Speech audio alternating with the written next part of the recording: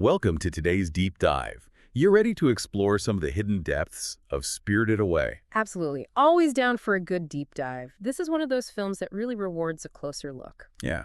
A lot of people think it's just a whimsical kids movie, but there's so much more going on beneath the surface. Like, for example, the film functions as a brilliant satire, cleverly disguised within a captivating story. Right.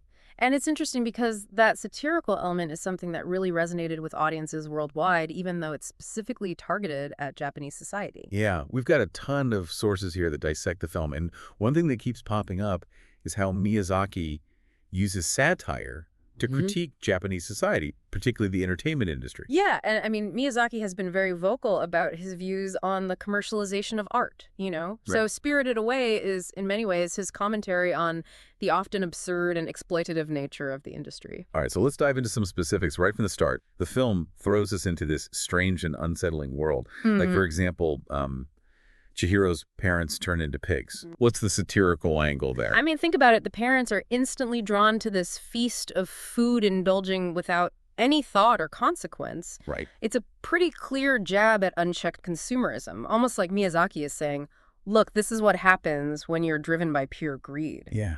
And it's not just the parents. The whole spirit world is filled with these bizarre and often grotesque creatures. What's Miyazaki saying about society through these characters? He's holding up a mirror, isn't he? Yeah. He's exaggerating certain aspects of human behavior to make us question our values and priorities. Like, take the bathhouse, for example. Okay. It's not just a place for spirits to relax. It's a microcosm of Japanese society itself with its strict hierarchies and relentless pursuit of profit. It's a business. Yeah. Yeah, and Yubaba, the bathhouse owner, is the perfect embodiment of that controlling force. She's demanding, obsessed with wealth, and seems to thrive on exploiting her workers. Exactly. She embodies those in power who prioritize profit over people. But what's interesting is that even Yubaba is a complex character. She's not purely evil. Yeah. She's capable of moments of compassion and even humor. She loves that baby. Yeah. It's like Miyazaki is challenging us to see beyond those simple good versus evil labels, to recognize the complexities of human nature, even in those who seem most unsympathetic. Precisely. And this nuanced portrayal of characters is what makes the satire so effective. Right. It's not preachy or heavy-handed. It's subtle and thought-provoking. Okay, so we've got consumerism, social hierarchies, and the complexities of human nature. But what about the workers in the bathhouse? I've always found those frogs and slugs particularly fascinating. Yes. The frogs and slugs, they're not just random creatures. They represent specific groups within the animation industry. What? Seriously? Yeah. Tell me more. Well, the frogs, with their obsession with money and their gluttonous behavior, are a pretty clear representation of studio executives and investors. They're constantly pushing for more output, more spectacle, without any regard for the well-being of the artists who actually create the work. So the frogs are like those at the top driven by profit. Right. Well, the slugs. The slugs, predominantly female, represent the animators themselves, particularly the women who often make up a significant portion of the workforce. They're hardworking, dedicated, but often overlooked and underappreciated. It's like Miyazaki is highlighting the stark contrast between those who profit from the art and those who actually pour their heart and soul into creating it. Exactly. And by portraying them as these contrasting creatures, he's able to inject humor and absurdity into his critique, making it both entertaining and thought-provoking. This is blowing my mind. It's like every detail, every character is part of this larger commentary on society and the creative industry. And that's one of the things that makes Spirited Away so brilliant. It works on multiple levels as a captivating adventure story for children and as a sharp and insightful satire for adults. Okay, so we've talked about consumerism, social hierarchies, and the exploitation of artists. But I have to ask about a specific detail that's always intrigued me. The time distortion in the spirit world. Okay. It's mentioned that time flows 10 times faster there than in the human world. What's the satirical angle there? That's a fascinating point. You could interpret it as a commentary on the accelerated pace of modern life, particularly within demanding industries like animation. Oh, yeah. It's as though Miyazaki is saying, in this world, time is a precious commodity, and it's constantly slipping away. And it's not just the speed of time, it's the way that time seems to slip away from you without you even realizing it. Precisely. Remember how Chihiro's experience in the spirit world, while lasting days for her, is only a month in the real world. Right. It could be Miyazaki's way of highlighting how quickly we can lose ourselves in work or other consuming pursuits, and how those experiences, while seemingly fleeting, can have a profound impact on our lives. Wow, that really puts things into perspective. So it's like he's using the time distortion to comment on how the demands of modern life, especially in certain industries, can warp our perception of time itself. Exactly, and it also plays into the theme of transformation, which we'll delve into further later. But for now, let's shift our focus to another fascinating aspect of the film. Welcome back. Before we move on, I kind of want to circle back to something you mentioned earlier about the spirit world being built upon the ruins of what seems like a human world. Oh, right. Those abandoned theme park rides and buildings we see at the beginning. Uh-huh. It's like this whole spirit world is built upon the remnants of human excess. Exactly, and that ties into Miyazaki's critique of consumerism and unchecked development. Yeah. It's almost like he's saying, look what happens when we prioritize profit and entertainment over respecting the natural world. Like a cautionary tale. Right. Yeah, like Yeah. a reminder that our actions have consequences and that if we're not careful, we could end up losing something precious. Precisely. And this theme of environmentalism is subtly woven throughout the film. Like, think about the polluted river that Haku is trying to clean up. Right. It's a direct representation of the damage that humans can inflict on the natural world. And it's not just pollution, it's also about overconsumption.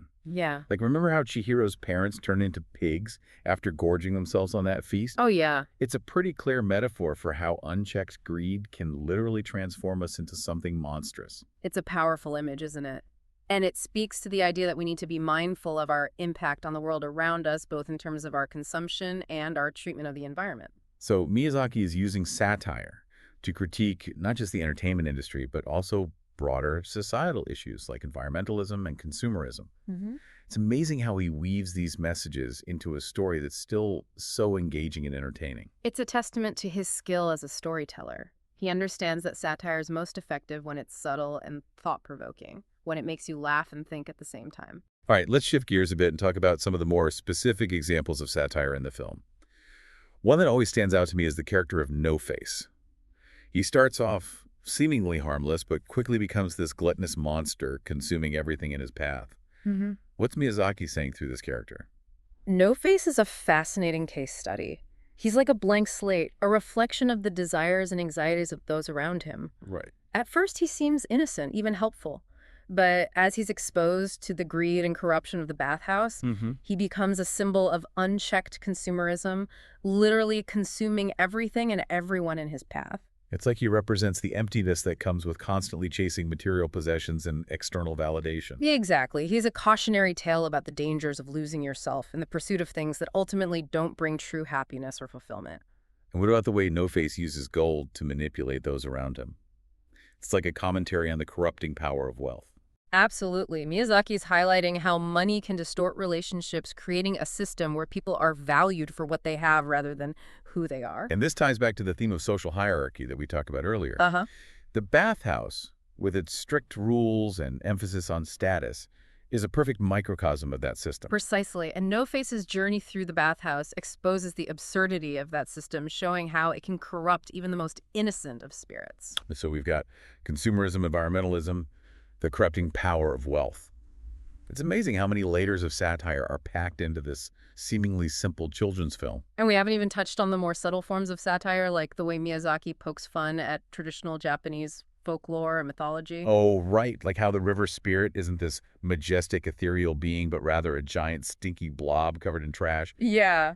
It's both hilarious and a bit disturbing. It's classic Miyazaki. He takes these familiar figures and turns them on their head, forcing us to re-examine our preconceived notions about them. It's like he's saying, don't take everything at face value. Look deeper. Question your assumptions, and maybe you'll find something unexpected. Exactly. And that brings us to one of the most intriguing aspects of Spirited Away, the way it blurs the lines between reality and fantasy, challenging us to question what's real and what's imagined. Yeah, it's like how Chihiro enters the spirit world. It's not some grand magical portal, it's through an abandoned tunnel, almost like a forgotten back alley of the real world. It's subtle and unsettling, making you question if maybe we're all just a step away from this hidden world. And that ambiguity is intentional. Miyazaki wants us to question our own perceptions, to wonder if maybe the spirits are all around us hidden in plain sight. Right. It adds a layer of unease to the film, making the satire all the more effective. Okay. I'm getting chills just thinking about it. So he's using this blend of reality and fantasy to create a sense of unease, to make us question what we think we know about the world. Precisely, and that brings us to another fascinating aspect of the film. The concept of kamikakushi, which literally means hidden by the gods. Right. The film's title, Spirited Away, is a direct reference to this concept. Exactly, and in Japanese folklore, kamikakushi refers to the mysterious disappearance of people, often children, who are said to be spirited away by supernatural beings. So it's like Miyazaki is taking this traditional concept and weaving it into his modern satire, creating this unsettling blend of folklore and social commentary. It's brilliant, isn't it? He's tapping into our deepest fears and anxieties about the unknown, about the forces that shape our lives and destinies. It's like he's saying, look, we may think we're in control, but there are forces at play that we can't fully comprehend. And that sense of mystery and unease is a key part of what makes the satire so effective. It keeps us on edge, questioning our assumptions and looking for deeper meanings. This deep dive has really opened my eyes to the satirical brilliance of Spirited Away. I'm seeing the film in a whole new light now. And that's what makes it such a rewarding film. To revisit each viewing reveals new layers of meaning, new insights into Miyazaki's masterful storytelling. I'm so glad we had this conversation. It's like we've uncovered a secret code, a hidden language embedded within the film. And that's the beauty of satire. It's a form of communication that often works on multiple levels, speaking to both the conscious and subconscious mind. Well, before we get completely lost in the world of spirits and satire, we're back. As we wrap up our deep dive, it's clear that Miyazaki's satire isn't just about pointing fingers or saying, hey, this is wrong. It's more about prompting introspection. Right, like making you kind of look inward and think about it. Right. Yeah, it's not about providing easy answers, but rather raising questions, making us think critically about the world around us and our place within it. And one thing that struck me throughout our conversation is how the film's satire isn't limited to just Japanese society. Yeah. It feels incredibly relevant to anyone living in a modern consumer-driven world. Yeah, absolutely. The themes of consumerism, environmentalism, the pressure to conform, the search for identity, those all transcend cultural boundaries. Absolutely. And it's like Miyazaki is tapping into these universal human experiences, Yeah. these anxieties and desires that we all share, regardless of where we come from. Exactly. And I think by using that fantastical setting of the spirit world, he's able to explore these themes in a way that's both engaging and thought-provoking. Right. He's not hitting us over the head with his message.